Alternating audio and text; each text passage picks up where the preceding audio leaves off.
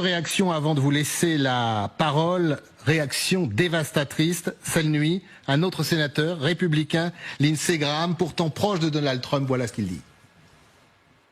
Le fait que l'Iran soit perçu comme capable de semer la terreur dans le détroit de manière permanente et d'infliger des dégâts considérables aux infrastructures pétrolières du Golfe constitue un bouleversement majeur de l'équilibre des pouvoirs dans la région et à terme deviendra un véritable cauchemar pour Israël. Et voilà, l'Amérique se réveille et certains, visiblement, ont une gueule de bois.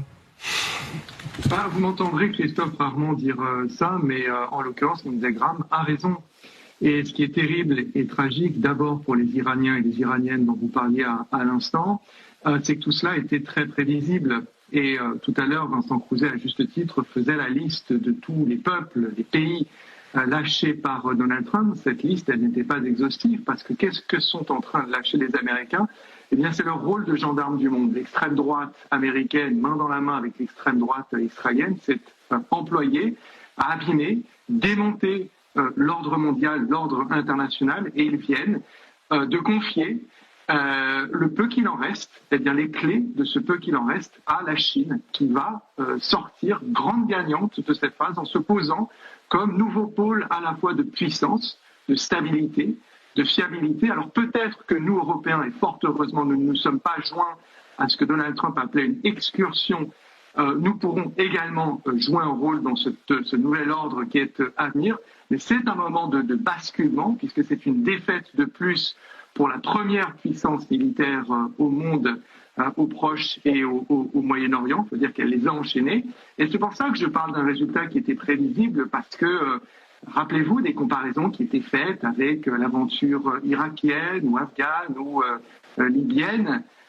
Et donc, voilà, les Américains se retrouvent effectivement, vous le disiez, avec un réveil qui est douloureux parce qu'ils ont à la fois la défaite, mais aussi le déshonneur qui va avec le fait d'avoir mené une guerre illégale pour un résultat qui, franchement, est presque pire que ce que l'on pouvait imaginer, puisqu'ils sont face à un régime iranien qui a le sentiment aujourd'hui d'être quasi invincible et donc qui va faire payer cela à son peuple, mais aussi à toute la région.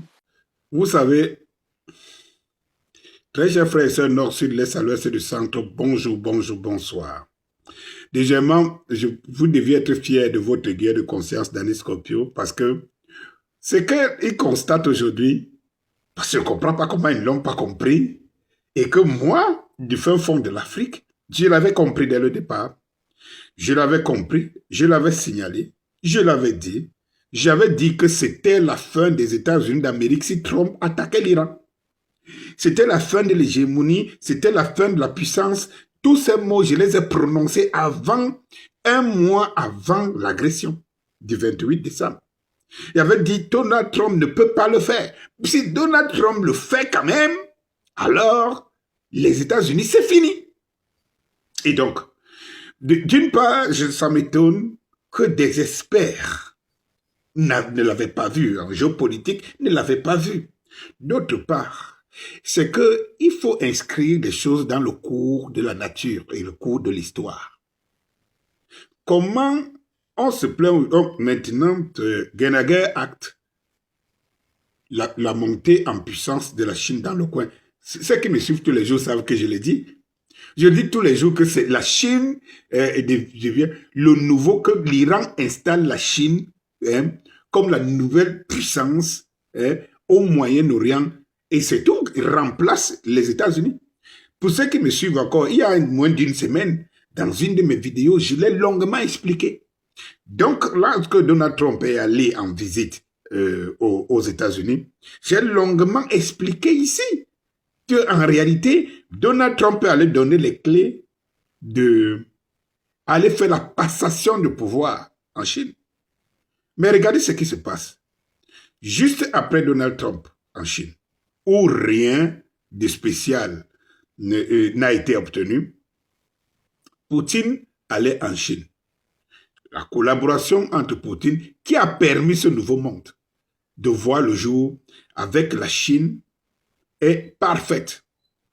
Ils sont allés signer, acter et signer à quoi le nouveau monde va ressembler.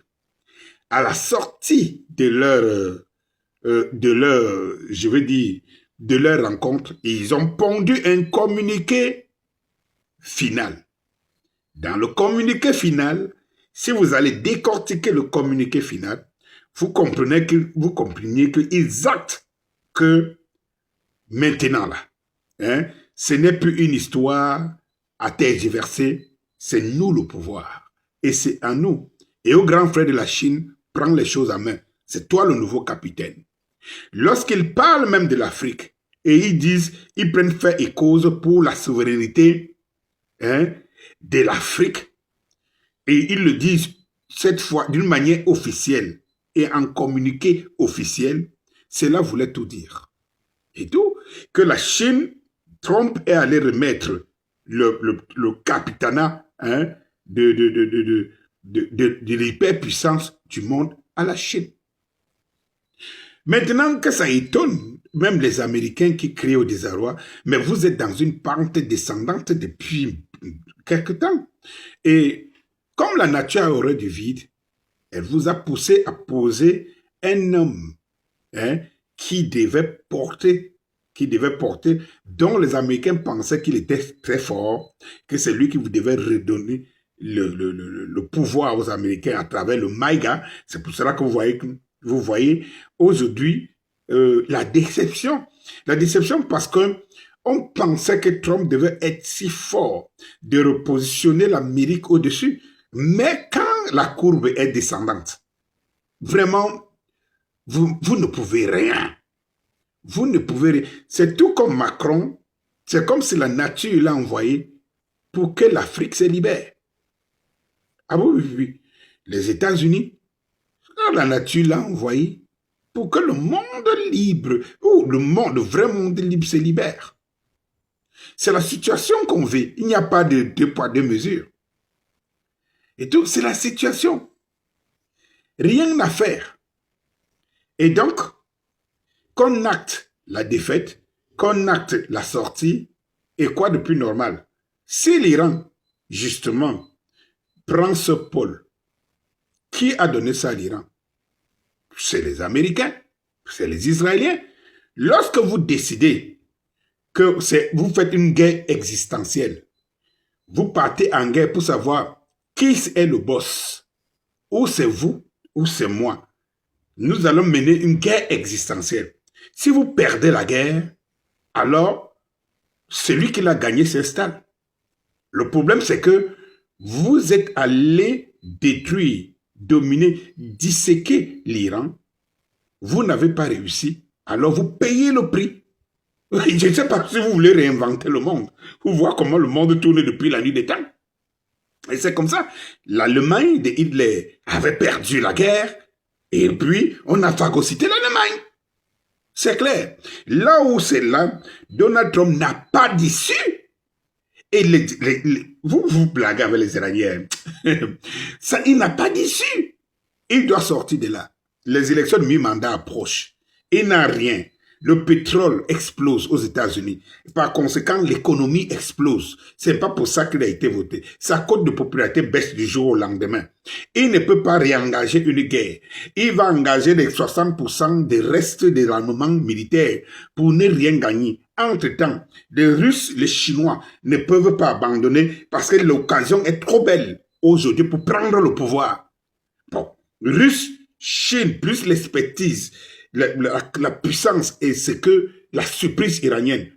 Trump ne peut rien. C'est une opération suicide. C'est-à-dire que maintenant, il déclenche une suite de guerres. C'est une opération suicide. Ce sera le suicide à la Hitler. Qui n'a pas compris? Bonsoir.